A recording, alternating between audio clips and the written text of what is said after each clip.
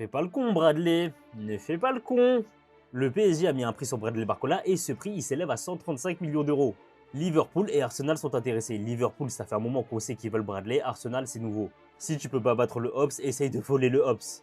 On sait que le PSG est beaucoup en train de s'activer sur le mercato, surtout sur le secteur offensif au poste de Bradley Barcola.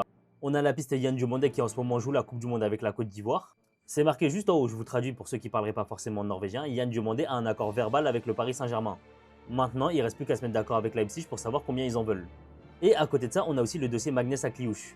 Accord trouvé entre le PSG et Magnès Akliouche pour un contrat jusqu'en 2031. Maintenant, il ne reste plus qu'à se mettre d'accord avec Monaco.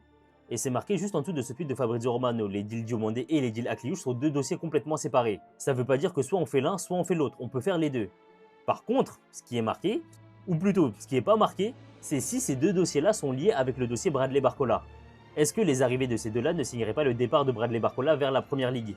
En tout cas, c'est le message que ça a l'air d'envoyer. Tu recrutes pas un, mais deux joueurs dans le secteur offensif à un poste similaire de Bradley Barcola, sachant que même aujourd'hui, il y a déjà une concurrence entre lui et Désiré Doué. Si ça peut vous rassurer, ça ne veut pas forcément dire que Barcola va partir dès cet été. La fenêtre pour recruter Akliouche et Diomandé, c'est cet été, et si on la rate, on ne pourra pas les recruter plus tard. Donc c'est normal qu'on s'active sur les dossiers dès maintenant. Maintenant, ce que ça veut dire, c'est que le PSG, pour l'avenir, il mise plus sur des joueurs comme Akliouche et Diomandé plutôt que Bradley Barcola.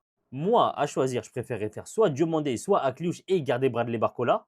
Le problème, c'est que quand tu as un club de PL qui vient et qui te pose 135 millions d'euros sur la table, c'est difficile de dire non. Sachant qu'on sait aussi que le joueur a des envies de départ parce qu'il veut plus de temps de jeu ailleurs et s'imposer dans un autre club. Quand on sait le potentiel que possède Bradley Barcola, c'est vrai que ce serait dommage de le laisser partir, surtout dans un club rival en Champions League. Mais de la même manière, quand tu es un joueur qui a le potentiel de Bradley Barcola, forcément que tu veux être titulaire dans le club où tu joues. On sait aussi que Barcola a dit qu'il ne forcerait pas pour un départ, donc toutes les cartes sont dans les mains du PSG. À voir ce qu'il vaut décider d'en faire.